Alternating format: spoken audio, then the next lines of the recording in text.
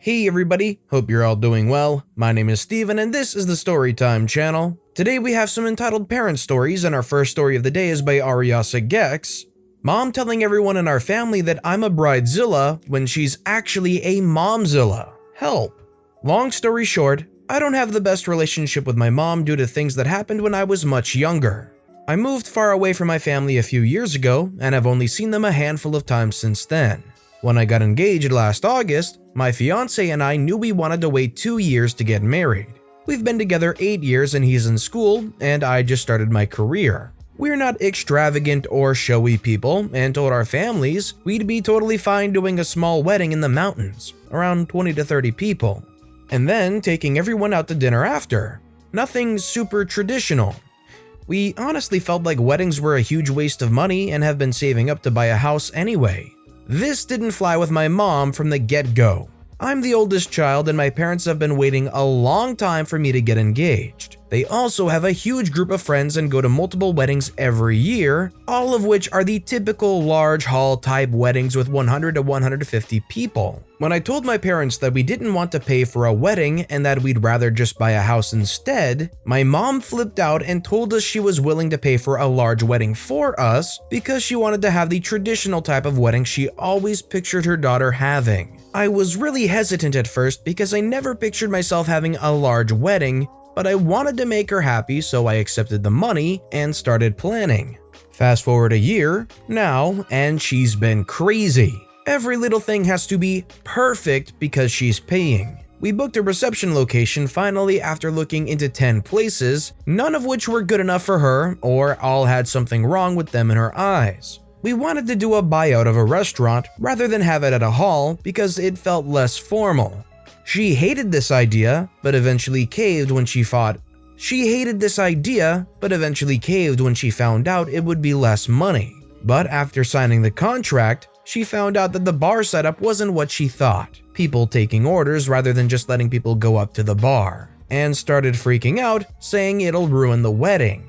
My fiance and I couldn't care less about a DJ or flowers, all expensive and unnecessary, but she signed contracts for both and then reamed me out for how expensive everything is and how just doing our wedding at a do-it-all hall would have been cheaper. She also decided to pay for an open bar the night before as a welcome party for our guests since it's a destination wedding. I've told her so many times that I'm only doing this for her and I'm trying everything I can to make her happy while still having a wedding that feels like me and my fiance. But it feels so overwhelming and like I can't do anything right. I finally broke when my grandma texted me saying she heard we finally picked a reception space.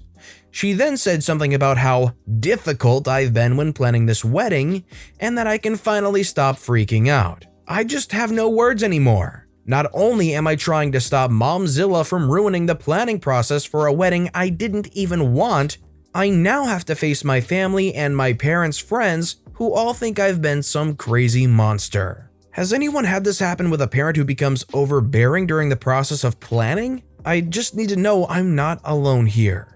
I definitely feel for OP here. I mean, let's reflect on it personally. If you were going to have a wedding, would you let your parents have a major say and hand in how it actually goes down? Or would you be able to stay firm and make sure it's you and your partner's? Or would you be able to stay firm and make sure it's you and your partner's wedding only that you guys plan together, not what your parents have interfered with? Let me know in the comments down below.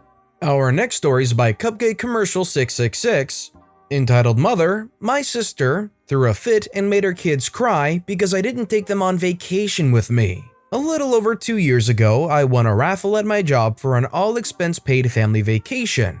It wasn't some super fancy prize to Disneyland or anything crazy like that. It was just a nice 3-day stay at this little beach house in place. It was for 4 people, and I asked around and found out the package deal cost just under $400. Pricey for me, but not so much for the older and more experienced coworkers I have. I of course asked my boyfriend at the time to go, but he couldn't take off school. I'd wanted to take my single friends and make it a girls trip type deal, but they couldn't because of work or other IRL responsibilities at the time, which I was sad about but understood. Since that plan was a bust, I decided to see if my sister and her 2 little kids wanted to come. I figured they'd enjoy it and so would my sister. and I didn't want to waste the tickets. Well, I went down to visit my family that weekend, intent on asking sis if they'd want to come. But the longer I was there, the more I hated the idea. By the time I was packing up to go home, I knew I wasn't inviting them. I love my niece and nephew, but they were super bratty back then. They're doing better these days, because my sister never disciplines them. Ever. I love them, but she lets them get into everything and never watches them unless someone, either me or our mom, yells at her to go get off her butt and watch them. Visiting is always a chore because I end up watching them to give our mom a break. It's pathetic. And like every time I visit, my sis dumped them on me the entire time, like usual, and by that point I knew if they came it would turn into me babysitting them while she had a vacation. So I didn't mention the trip/vacation and just said goodbye before leaving. Next day I called my good friend Megan because she has 2 kids, older than Sis's kids and very well behaved. And she's a single working mom who I figured could use the vacay. I asked if she would be free for XYZ days and she was like, yeah, so I offered to invite her along with me on this vacation if she would pay for the gas to get us all to and from there while I would pay for the food for us to and from there, and she happily agreed. We went and had a blast. I got a pretty good tan, we ate lots of buffet food, swam at the beach, and did fun family and kid-friendly type activities all weekend before coming back. Her kids are super sweet and it didn't feel like I was babysitting at all, even when I was helping Megan with them. After I got home, I posted some pics I took, nothing in your face, just a couple cute ones of me/us on the beach, and before lunch even rolled around on my first day back at work, sis was blowing up my phone. I knew ignoring her calls would just prolong the inevitable, so I answered. I barely got past my hey before she was asking me how the heck I could afford a vacation. I told her it was a raffle prize. She asked who won, me or my friend, and I said me. I don't enjoy lying, it stresses me out. She proceeded to flip her crap, demanding to know why I hadn't invited her. I was honest and said because I didn't want to end up babysitting her kids for my entire vacation. She got mad and called me an a-hole, then said I knew she needed a vacation, and then hung up on me before I could reply. I just sighed and continued working. Later while I was working, our mom called me asking why I'd promised niece and nephew that I'd take them on vacation. I said I never told them I would. I hadn't even spoken to them since the last time I visited. Turns out, sis told them we were all supposed to go on a beach vacation together, but I ruined it and now they didn't get to go. So niece and nephew sobbed all day. It took our mom ages to get them to stop crying long enough to explain what was wrong. I told mom my side, and she said I was mean to not invite sis and niece and nephew, but she dropped it after I said I told her I didn't invite them because I didn't feel like babysitting my whole vacation. Mom also tore into sis for lying to her and also hurting her kids' feelings like that, getting their hopes up about a vacation and then dashing them by saying I ruined it and they couldn't go. I wasn't there, but mom said sis threw a huge fit and basically trash-talked me all afternoon. The only thing I really felt bad about was my sister getting niece and nephew's hopes up like that. That's the exact reason I'd never said anything to them. But to cheer them up, I took them the next weekend to a kid's play place. They're always on their best behavior with me, because they know I don't play like their mom and I will turn my car around and take them home if they're bratty when they're with me.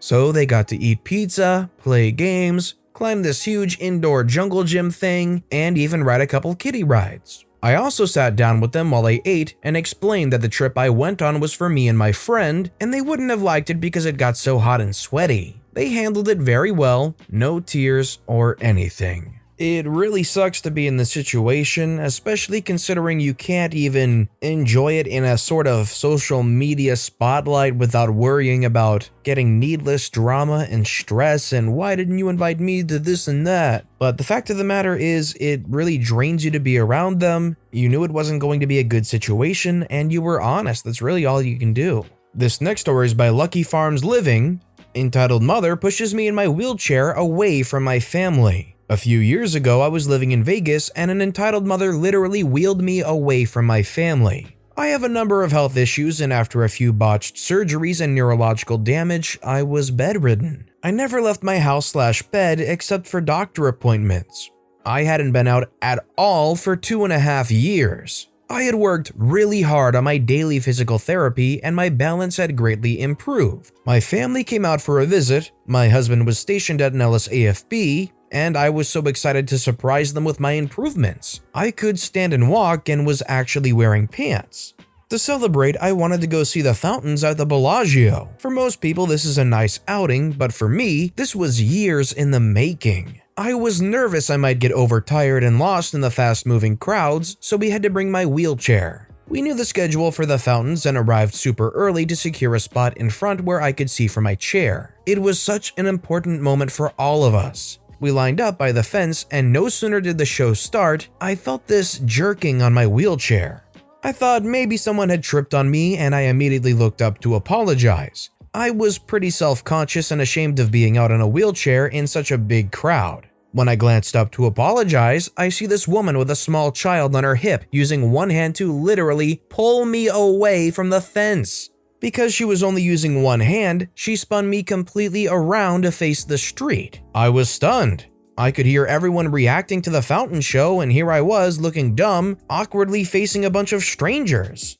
I yelled for my husband, but he couldn't hear me over the noise. I looked behind me, and this woman had plopped her child up onto the guardrail, never made eye contact with me, never said one word to me, and had treated me like a piece of luggage. I tried to stand up, but the people around me had crowded me so much I didn't have room to push my chair back enough. I desperately looked around at the strangers in front of me, hoping someone who had seen what happened would help. It then dawned on me that this was a huge family and friend group. They all began nudging me aside, further and further away from my family. It all happened so fast.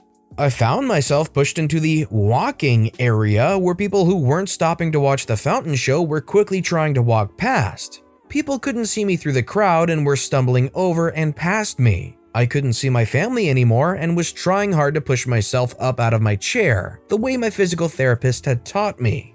I feel someone grabbing my chair again and I panicked. I started yelling, "No, please, no!" and then realized it was my husband. He had glanced to check on me and to take a picture of me being out for the first time, and I was gone. He had to fight his way through the crowd, the same family group, to find me. I burst into tears. I don't know why, but it was like all the trauma from the last few years hit me all at once. I told them they had pushed me away, and after putting it together, my husband was pissed. He turned to this group of people and demanded to know who had pushed me away. By this time, the fountain show was pretty much over. The group initially just ignored my husband like they had me, until I pointed out the woman with her child as the culprits. My family confronted her, nicely I might add, and tried to explain why a wheelchair is an extension of a person, etc. She at first pretended like she didn't speak English, but I had heard them talking amongst themselves in English while they pushed me into the walking area, and I told my husband as much. She then gave up the act and told my family about how I was in their way and probably couldn't see anyway, and the man with her claimed in a raised voice that, in their country, they don't take their shameful family members out in public. To which my husband responded, "If that were true, none of you would be here." I was maybe even more shocked by his last sentence than being wheeled away. I managed the courage to tell him that what he said was BS and that I'm sure people in your country are actually kind and would be proud if I was their daughter. I remember the exact words I said because later, I was very proud that I stood up to them. The group sort of collectively scoffed, spoke to one another quickly in what I think was Hindi, and slowly walked away as if nothing happened. We didn't stay for the next show because I just wanted to go home. I don't know which is worse, pushing a disabled person in a wheelchair out of your way, or wrongly painting your countrymen as prejudice. I'm not sure which is worse either. Imagine being absolutely called out on doing such an abhorrent thing, and then doubling down and trying to make it out as if everybody here does the exact same thing or would have done the exact same thing. It was pretty disgusting behavior to say the least. And our final story of the day is by Corgems, entitled "Mother Takes Up 2 Handicap Parking Spots." This happened a few days ago in a Farm Boys, think Canadian Whole Foods, parking lot. This is my first ever entitled parent story because most of the people in my neighborhood are friendly and polite. It was a Sunday afternoon and the parking lot was packed. I didn't feel like looking around too much, so I started exiting the parking lot and was abruptly cut off by a giant silver SUV at the stop sign. When I say zooming, I don't mean fast for a parking lot. I mean entitled mother would have qualified for the Indy 500. I'm not confrontational, but her driving was reckless and I had to say something before she hit someone. I turned back into the parking lot to see she has her SUV parked across 2 parking spots. She did not have a permit. I got lucky and a guy backed out right across from where entitled mother parked. The cast is me, AK annoying kid, probably around 14 to 15, EM entitled mother, tall bigger lady with a Karen haircut and an improperly worn bejeweled mask. The conversation was short. I say, "Excuse me, you've parked in a handicap spot. Do you have a permit?" Entitled mother says nothing, pretends to be looking in her bag for something. "Hi, I have a kid. I need the space." "Sure, but this spot isn't for people with kids. It's for people who need the extra space to get out of their wheelchair vans." Annoying kid says, "Mom, can you make this guy shut up?" Yes, he really said that. "Look, this is a Mercedes G-Wagon, and it is going to be my son someday. So I can't have it getting scratched up by people with pieces of crap Hondas like you." "Nobody disses my Honda." I say your car is much more likely to get damaged because of your reckless driving than it is sitting in a parking lot properly parked. "Son, do you hear something? I think the wind is blowing, haha." Annoying kid forces a fake laugh. I say just please fix your parking and take care when driving, especially when there are lots of pedestrians. Entitled mother, having given up on the wind joke, "Whatever, just get out of my face, idiot. I have better things to do than to fix my perfectly fine parking because of some jerk." We were both a bit loud now and a manager had come out to see what was going on. I went back to my car because I had forgotten my mask, so I didn't hear the full conversation between her and the manager, but she used the same dumb excuse about how her kid will be getting the SUV, so it can't have a scratch on it and that's why she needed the handicap spots. The manager made her fix her perfectly fine parking and apologized to me and said if they saw her SUV parked in the spot again, they will have it towed. I will never forget the look on her face as she drove off. I describe it as a mix between constipation, having sucked on a lemon, and being high after a dental procedure. That is a very sour and very droopy face that OP just described there. Honestly, I probably wouldn't even care if they were taking up 2 regular parking spots, but taking up 2 handicap parking spots? That's like being a jerk's jerk. There's no excuse for that at all. But with that being said, that's all the time we have for today. So if you have a favorite story of the day, let me know which one and why in the comments down below. If you enjoyed the video, please consider giving it a like and subscribe if you haven't, and turn on notifications so you'll never miss an upcoming video from the Storytime channel. Every little thing that you do helps the channel grow that much more, so no matter what you did, thank you for supporting me right here on the Storytime channel. I hope you all have a wonderful day, and I'll see you all next time right here.